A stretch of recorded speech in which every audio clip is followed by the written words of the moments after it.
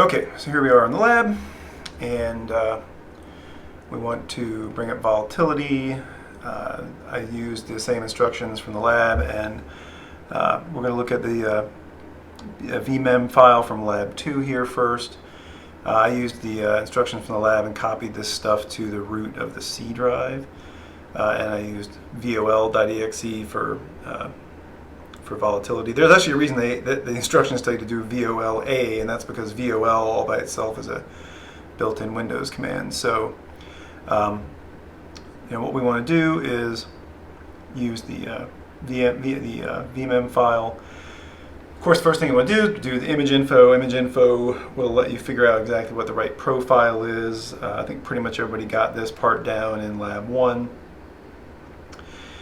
So we can get the right profile. This is needed because every different operating system and different versions of operating systems segment memory and store different things in different places in memory. So you really have to know what operating system you're dealing with, and you have to be able to tell volatility what operating system you're dealing with. And when you give it a profile, which is done this way, that profile is actually a pretty detailed explanation. There's a profile stored in volatility. These normal operating systems are all kind of built in. That gives volatility a lot of detail about where things are and where to find certain things in memory. So this is the profile we're going to use. Now the first technique we're going to use, and the first thing I'll usually do when looking at a machine, especially a Windows machine with potential malware on it, is I'll use a command called malfind.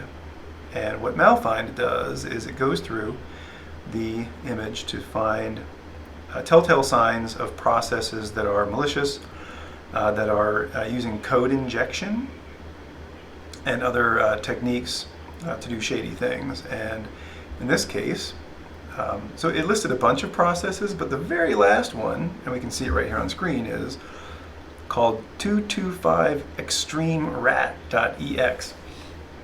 Well, a couple things about that. One is the fact that it's not named .exe makes us think that something's not quite right about this executable, and then also the fact that, well, I mean, just the name, right? 225extremerat, rat being a malware term for remote access Trojan. This seems like a pretty fishy process right here, just from the name alone. So something that likely is not wanted. So I'm going to want to make a note of this, and so you'll see in a minute here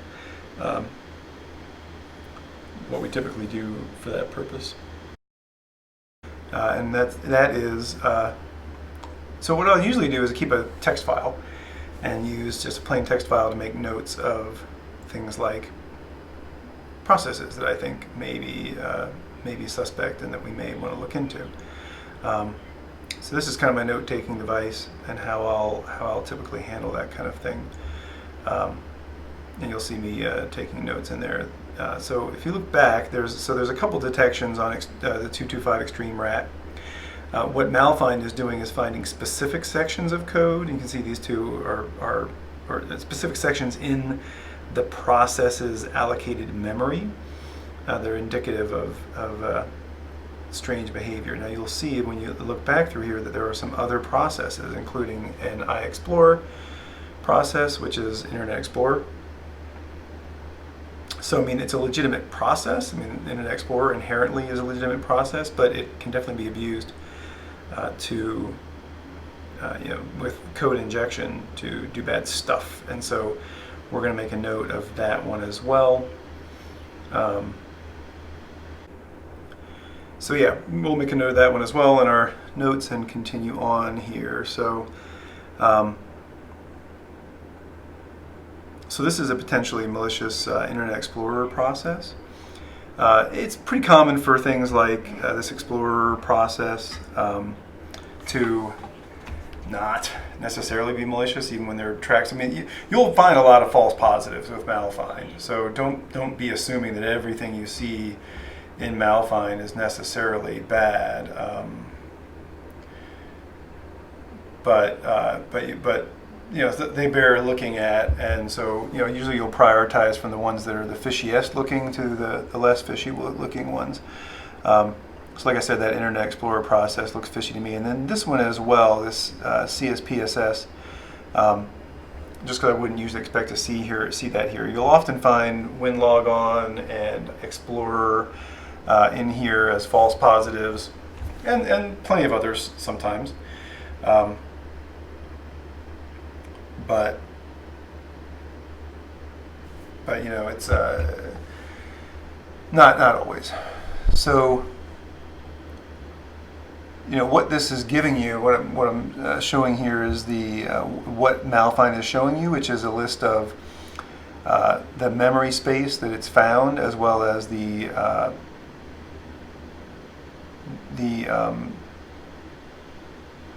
assembly code instructions that are in that space. So it interprets it in hex for you, in ASCII, and then also as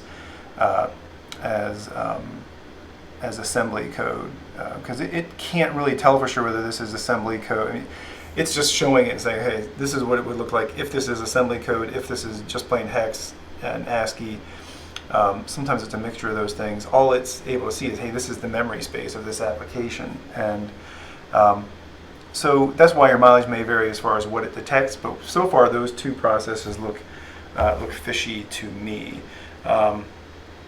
And I may have to explain why that MZP part is so odd, or not so much odd, but it's something you'll often see as part of an exploited Internet Explorer process. So now what I'm doing here is listing processes, and you can see it when you list processes, you get the process ID, the process parent ID, numbers of threads and handles, and as well as the time when that process was started. So the key things to focus on here at this point are the process IDs and parent IDs. And the reason is that, so what we're doing is I'm looking up these processes in this tree. And one of the things that you'll notice when you look it up is that the parent process of both of those processes is the same, right? It's this 3144. And there's also a service host.exe that has that same parent process, 3144.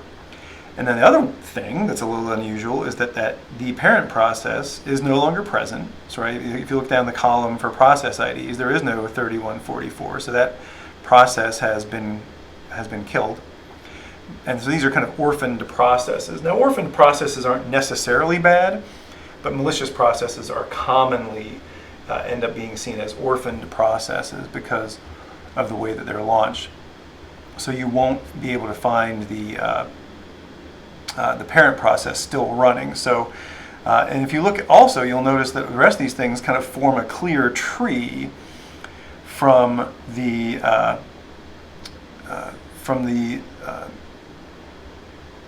actual. If you look at the processes and what their parents are, that all the other service host.exes have the same parent, which is services.exe. That's normal. Seeing a service host.exe that has a different parent is a bit unusual. They should all normally have services.exe, since that would at start up all the services and control all the services on the host. So PS tree is another way of looking at the processes that are running, and it actually shows them to you in the form of a tree diagram. Right? If you look at the dots to the left-hand side, they show different levels in the tree, right? So that system process is the first one. You see its parent is 0, right? So it's process number 4, and then you see the SMSS is a child process of that, and then WinLogon is a child process of that. And the dots over on the left-hand side help you keep track of the different levels in the process tree. And you'll notice that those 3 processes, the 2 we'd already made note of, the 225 Extreme Rat and iExplorer.exe up there, are not part of this tree. They're not part of the tree that almost everything else is a part of. Just the service host.exe, the 225 Extreme Rat, and the iExplorer.exe are outside of the tree that everything else that we can see here on the screen is all a part of this tree. Parent leading to child process to child process to child process. The only other exception, and we'll see it in a moment here, if we scroll down, sooner or later we're going to scroll down here, we'll see that, okay, there's a WScript process you see there at the bottom. You see that WScript.exe? That's not a child of any opened process. It's also an orphan. So it's not part of the process tree that everything else is part of. So like I said, orphaned processes aren't necessarily bad just for being orphans, just like people aren't necessarily bad, I guess, for being orphans. But in the case of processes, it leads us to suspect there might be something unusual going on and that it bears closer looking. So I'm going to make a note of those processes as well. So here I am making my note about the WScript process. That's the parent ID there. And what I'm trying to do here is get to stop doing spell check and auto-correcting. Spell check and smart quotes and stuff are handy when you're writing regular text, but when you're actually taking notes on technical things, it's a problem. So yeah, turning those things off. All right, so back to it. Other things that we can do looking at these processes in volatility. One other thing we can do is use PSScan. I guess I mistyped that. Okay, so PSScan is another way of looking, yet another way of looking at processes. And what this does is it scans all the memory space to find things that look like processes. The others actually follow the process tree, and will sometimes miss processes, especially orphaned processes. Sometimes won't appear in a PS list or a PS tree because those two use the look through the APIs, the process tree that sort of exists in memory and follow from one process to the other. And since orphaned processes don't have a living parent, they sometimes won't show up in that tree. So PSScan actually scans memory to find processes. And yeah, so these processes may or may not have a parent. Let's look at, I think I've highlighted before how this is probably the best kind of quick tool for quick reference. There's some others, and Volatility themselves on their site has their own little cheat sheet, but I like the Sans version, especially if you're going to print it out. This is great to print out on a piece of paper. It folds into a nice, neat little trifold. Sans loves to give these away, and they're super useful. This is a good one. So looking at other things that we can do with these processes to kind of get more insight into them. So in this case, what we're going to do is we're going to do a service scan. This will show services that are running on the machine. Services, key thing to understand, are processes that start up automatically when the machine begins. Well, this is true with Windows or Unix, either one. When I say Unix, it includes Linux. But services are processes that run on the box, usually under a system account or a service account, not under a specific user account. They generally start up when the machine starts up.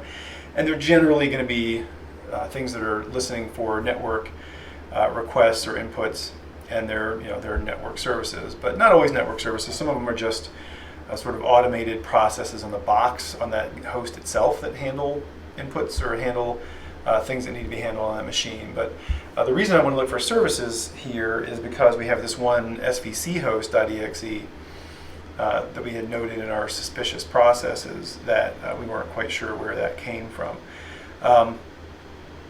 svc host.exe is usually, it's basically a process that's used to launch a service when the service itself is actually run by a DLL. In other words, it's so a DLL is a piece of code that stands for Dynamically Linked Library, but it's a piece of executable code that it can be called by different executables. And so some services are based on a DLL, and in order to run as a service, they get called by this. This svc host.exe is just sort of a more or less empty executable that can be used to call different DLLs. to run them as a service. And so you'll see a lot of svc host.exe processes on your average host.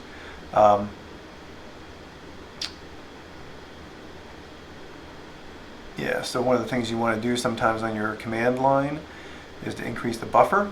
You can increase the height of the buffer, meaning the number of lines that you can scroll back to. You can see I've increased it way beyond the default. And you can change the height and width of the actual window size itself, but the buffer is how many lines back you can scroll to before you, it's basically how many lines of history you can scroll back to in the window before there's no more. So it helps in order to be able to scan further back when you run commands, and when you're doing something like volatility, you want to be able to do that. Of course, the other option with volatility is to output things to a text file, and we've seen, I think, how to do that, right? Like here, using the greater than sign, output it to a file, and then you can just open that file in a text editor or something and view it at your heart's content. And that's, for a lot of things, that's going to be better than trying to view it in the command window. All right, so that's earlier I had actually dumped out the executable. We'll look at that process in a different video, I think. But there we go. So here I'm going to dump this, I'm going to copy this file, I'm going to rerun the service scan and get the output into svcscan.txt. Yeah, that counterfeiting thing. So what I was saying earlier was it's pretty common in forensics labs, like cloud-based forensics labs, to actually be using. The machines are somewhat transient. In other words, every time you build that node in the web interface, you're rebuilding that machine essentially. So it's pretty common to see the not genuine copy of Windows.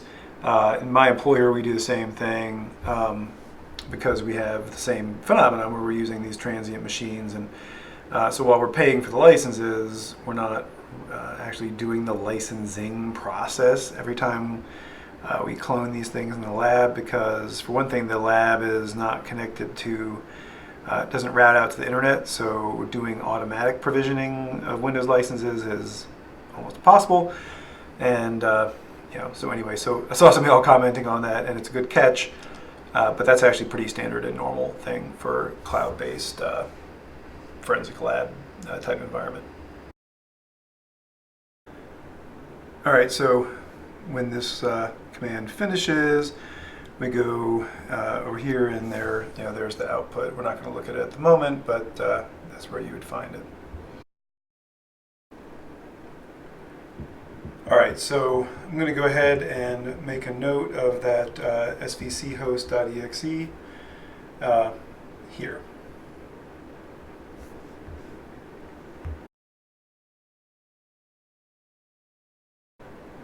All right, so let's go ahead and open this, and it's kind of a hassle. I don't know if you all have the same problem, but on my Mac, I can't quite fit the entire, I can't get the lab machine to fit in the window, even when I full screen it, and it's a bit of a hassle. So I can't, so what I'm looking for here is I'm looking to find within the service scan the process ID of that suspect svchost.exe, and I'm not finding it, which suggests to me that it may not be a real service at all. It may be being kicked off. So it's pretty common to see malware use that same svc servicehost.exe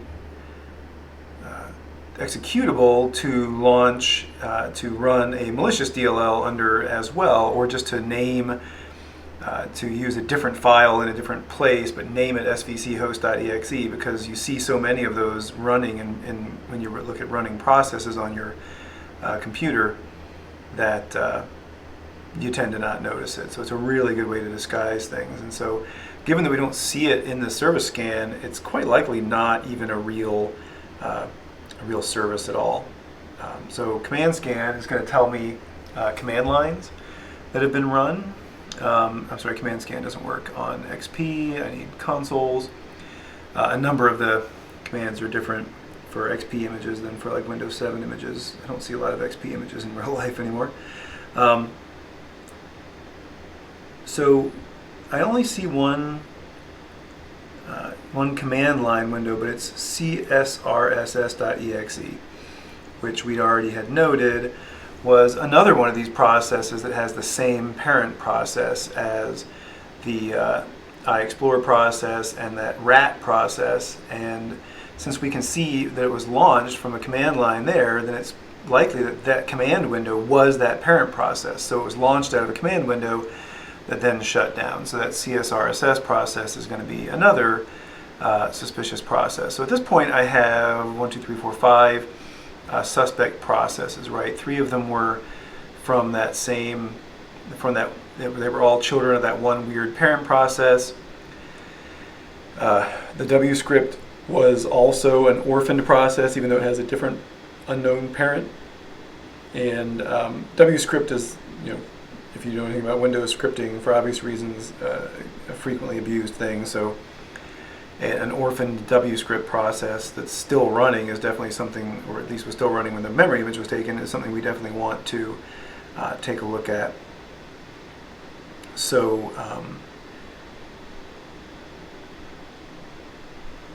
so now I'm doing trying to do network scans again. NetScan also not right for Windows XP. We want ConScan for Windows XP machines, not NetScan.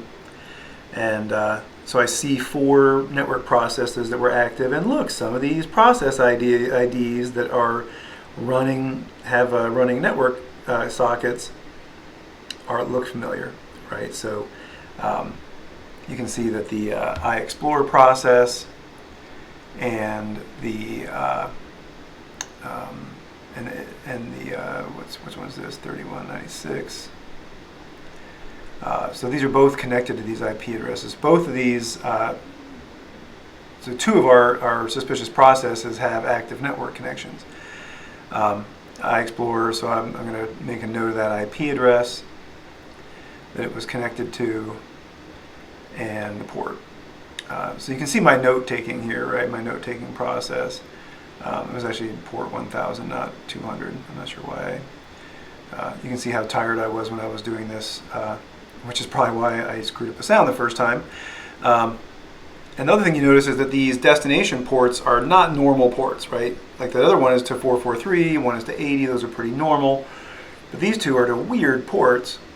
The source ports are also weird, which means it's not like a reverse connection that we're seeing the opposite side of that's connected to a service on the host we're looking at the memory image from. It's just a weird connection that where both ends have these non-standard ports. That alone, on a machine where we think we have a malicious process, is enough. Just seeing a weird port or a connection where both ends are on odd ports, that alone is enough to make that a connection worth checking out. So there we go. We've found these connections by starting with malfind, looked at the process tree to find other related connections that look like they were also likely suspicious, determined that the one SVC host was not really running as a service, and then looked at network connections, and we find some fishy network connections associated with some of our fishy processes. So you can see how this detective work process is working, of kind of doing this detective work in cycles and finding these strange connections. So this is how we use volatility and start to work on finding odd things. Okay, so these other 2 network connections are process 1836. And what you'll notice is when you go down the list of processes in PS tree, there is no such process. So that's odd. So why those are like network processes that are still open and associated with a process that doesn't even show up in the process tree? That's something weird we want to make a note of. So I don't know what that process is. But it may also be kind of a fishy process as well. So I'm going to make a note of those IPs. this is the local host IP, so I want to make a note of that as well, so we know which machine. Because when we go compare, when we go, there we go. All right, so when we go in Wireshark, we're going to want to make sure we know what the local host is, so we can understand what the traffic is supposed to look like. So that's the local host that we have the memory capture for. When we want to have a note of that. So we don't know what this other process 1836 is, but it has 2 open web connections, and we want to see what those are as well, because those it's kind of odd that there's a sort of orphaned process, or actually a process that apparently isn't running at all anymore, that is associated with that with those 2 network connections. So yeah, take a look at that. So one other thing we can do with these processes is to do a get SIDS. Get SIDS is a command in Volatility that will allow us to see what the security context is that the processes are being run in. It's helpful to know whether the processes, that sort of suspect or malicious processes you're interested in, to know whether those are being run in just a regular user context, whether they're being run in an administrative context, or even in possibly the system context. So here's all the fishy processes we know about.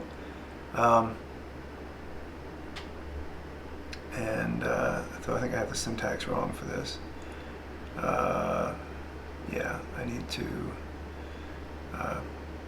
get rid of the spaces there. Yeah, generally you won't have spaces in a parameter value because spaces mean something on the command line like, hey, this is the next parameter. All right, so we can see that 632 is running as the local system account, right? If you look at the others, all the others are running basically under the same type of context. And it shows all the different groups and privileges that the account has that it's running as. It's running in an account that's part of the domain, the administrators and domain users group. So the reason it shows multiple SIDs here, these are the sort of the roots of the SIDs, or security identifiers for the accounts. It shows you all the different groups that the user this is running as is a member of. And so the interesting thing here is that the first one, process number 632, if you look at it, is running as part of the local system. It's not running as a domain user, so it's running in a different user context, right? It's running. It has some of the same rights, but it is running as local system. That's the highest context there is. The system is the system itself, and it has even more privileges to do things on the system than even an administrator or a root user would. It's essentially the system, the kernel itself. And if you can get malware running as system, you can do basically anything. So it looks like this one process, which we haven't proven yet is malicious, is running as a system. So we're going to leave that here, and the next video will show taking some of this data and then bringing it over to Wireshark and analyzing these processes, the network connections that they have, and sort of correlating them with these suspect processes that we have and how we would do that. So we'll see you on the other side.